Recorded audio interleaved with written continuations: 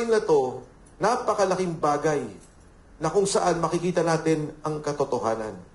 So, hindi ko ho mapakita mismo yung may pirma dahil baka mapahamak naman yung mga taong involved. Pero 61 pages po to at nasa page ko mismo.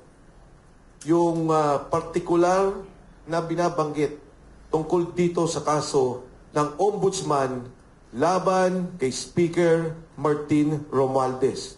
Plunder, non-bailable, at makukulong at maiipit ang lahat ng bank accounts ni Speaker Martin Romualdez. Thank you po. Alam ko, excited kayong lahat na mag-react ako doon sa nangyaring raid ng NBI. Yes.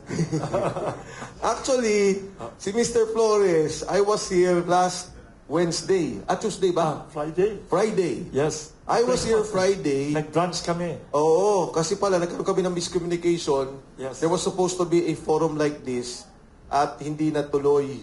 So sabi niya, pumunta ka ng Wednesday. Sabi ko, sayang, Mr. Flores, meron pa naman akong ipapalabas. Sabi niya, please, wag mo naman ilabas. Ilabas mo na lang when we have this today. When we guest you as one of our speakers for the Pandesal Forum. Yun nung nangyari dito sa raid na nangyari sa amin, actually, I apologize but I cannot react. Kasi po ito yung advice, hindi ko naman to kaso eh. Ito yung advice nung abogado ng aking asawa. If it was just me, wala akong problema. I would have reacted. No? Less that I'd be sub judice kung meron ng court case. But basically, siguro ang message ko na lang dito sa nangyari, alam niyo ho, isa ako sa mga staunch oppositionist during the time of Ramos while I was part of the majority and became one of the members of the minority. Na kung saan, opposition po ako. Ako ang isa sa mga naging complainant ni Pangulong Erap Estrada. But all of that is in the realm of politics. Lahat po yun politika. Wala kang makikitang ginagamit ang mga ahensya ng gobyerno, itinututok sa isang tao, ginagamit ang mga kawani ng armadong serbisyo katulad ng NBI at police para manggabit ng tao. Kasama na dyan ang BIR, kasama na yung ibang ahensya ng gobyerno. Kasi politika ho yan. Ang masama ay kung ang isang tao gagamit ng armas. Mag-uudyok na gumamit ng armas para patalsikin ang isang presidente o ang isang gobyerno. In fact, kahit na yung people power is not illegal. Calling for BBM's resignation is not illegal. Calling for people power, for all of us to be together, magsama-sama tayo, hindi po yan illegal. Nagkaroon na ng dalawang desisyon ang saligang batas tungkol dyan. Ang masama, pagka nga po sa isang demokratikong setup na nagsasalita ka lamang at nagbibigay ka ng iyong pananaw o opinyon sa nangyayari sa inyong lipunan at marahil nagsasalita ka lang hindi maganda sa ilang mga kawani ng gobyerno o liderato ng ating bansa at ginigipit yung mga taong yan. Kinakasuhan yung mga taong yan. Yan po ang hindi maganda. Katunayan, sinabi ko nga sa kanila, alam nyo nung panahon ni Erap, bagamat ang isa po sa pumirma ng impeachment, matapos ang impeachment, ako ang una niyang kausap. Ako ang nag-ayos para ilipat siya sa veterans. Ako din ang nag-ayos para magkaroon siya ng hospital arrest. At that time, nag-uusap kami ni Pangulong Erap pagka meron siya pangangailangan. Namatayan siya, kailangan niya lumabas, kailangan niya lumipat, may kailangan siyang puntahan, kailangan apurbahan po yun eh. And I was the one assisting. And during the last months of the term of President Gloria Macapagal Arroyo, ako po kasama ang ilang liderato sa simbahan ang nag-ayos nung kanyang absolute pardon. Oo. Kasi, yan naman ay nasa larangan ng politika. At bilang pagrespeto na dati siyang Pangulo ng ating bansa, bilang pagrespeto, hindi naman namin kailangan magdiinan. Hindi naman namin kailangan maggipitan ng isa't isa. Ngayon sanay namin na Wilson, siguro lahat kami may kaso na eh. Kahapon lang nakatanggap ulit ako. 2 kaso na final ni former Secretary Anyo and former Senator Trillanes. 5 cases. Kaya kayo, pag nagla-live kayo sa akin ngayon, makakasama kayo sa mafailan. Kasi yun lang ang kaso ko. Nag-live ako nung magsalita yung 18 Marines. So, ang aking mensahe, alam niyo ho, ang mga tao nagsasalita at may nakikitang pagkakamali, hindi dapat ginigipit ng gobyerno. Lalo tigit ang kanilang pamilya. There are parameters in a fight. Kahit na sa gera, kahit na nga po sa totoong gera, may Geneva Protocol. Ang pamilya, ang pangkabuhayan, hindi sinasama ang mga taong hindi dapat isama. Ang dapat na awayan sa politika ay yung mali. And the government has all the resources.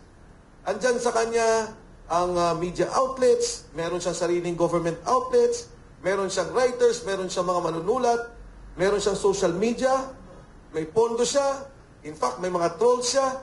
Ang dali-dali niyang i-overwhelm ang mga nagsasalita laban sa kanya. Pero siguro mahirap pag hindi na nila alam kung paano hintuin ang katotohanan. Kung hindi na nila alam, patahimikin yung mga sinasabi. And so, Mr. Flores, if I may go to the point that I wanted to raise, I have here the copy of the Ombudsman complaint. Ito po yung complaint na i-file at ipa-file ni Ombudsman Boying Remulla. Nung binasa ko to, 61 pages, nagulat ako doon sa nilalaman ng kasong ito.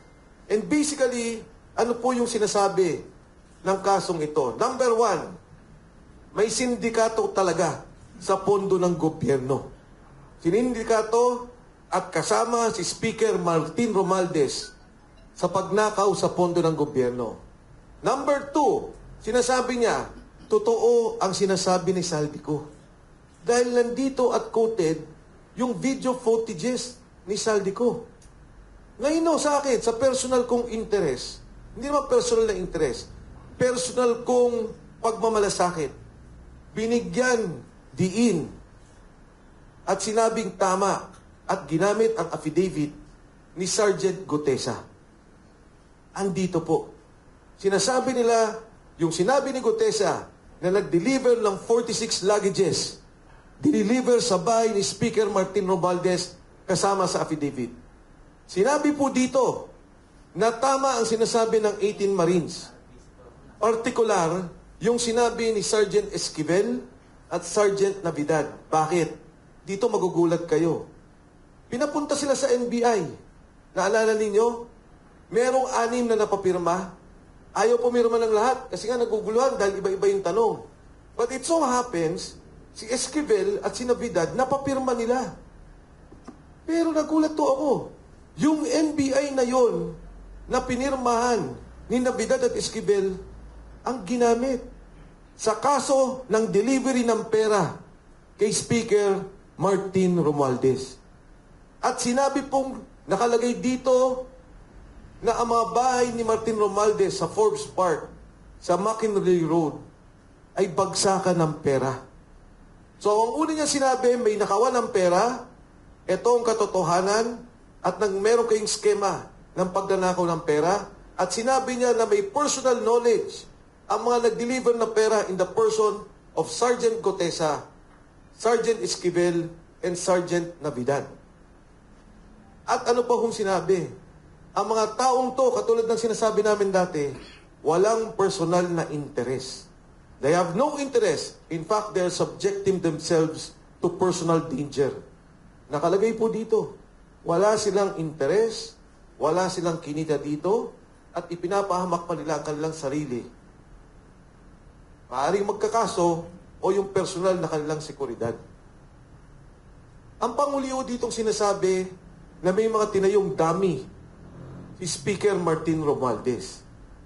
So ako nagpapasalamat kay Ombudsman Boying Remulla sa kasong ito.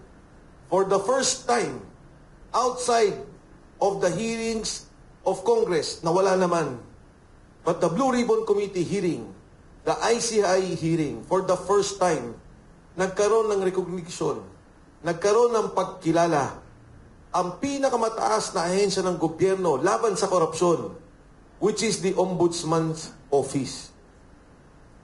Ang kaso po dito ay plunder, graft and corruption. At itong pag-file na to, napakalaking bagay na kung saan makikita natin ang katotohanan. So, hindi ko ho mapakita mismo yung may pirma dahil baka mapahamak naman yung mga taong involved. Pero 61 pages po to at nasa page ko mismo. Yung particular na binabanggit tungkol dito sa kaso ng Ombudsman laban kay Speaker Martin Romualdez. Plunder, non-bailable, at makukulong at maiipit ang lahat ng bank accounts ni Speaker Martin Romualdez. Thank you po.